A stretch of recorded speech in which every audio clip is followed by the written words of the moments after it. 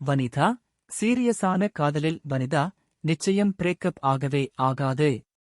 வனிதா விஜயகுமாருக்கு அடுத்து எப்பொழுது திருமணம் என ரசிகர்கள் கேட்டு வருகிறார்கள். அந்த கேள்விக்கு பதில் இல்லை. ஆனால் அவர் தற்போது காதலில், அதுவும் சீரியஸான காதலில் இருப்பது மட்டும் நிஜம் ஆகும்.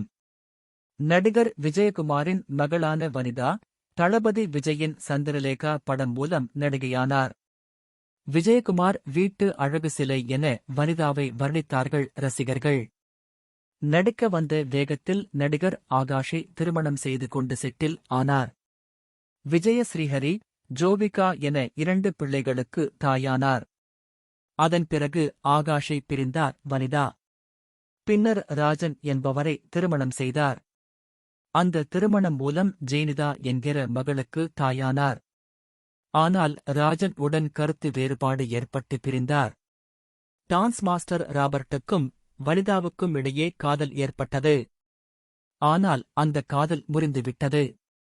அதன் பிறகே பீட்டர் பாலுக்கும் வனிதாவுக்கும் இடையே காதல் ஏற்பட்டது. கொரோனா வைரஸ் பிரச்சினை நேரத்தில் அவர்களுக்கு திருமணம் நடந்தது.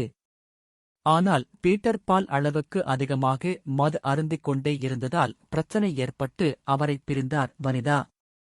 மதுவே கதி என்று இருந்த பீட்டர் பால் அண்மையில் காலமானார்.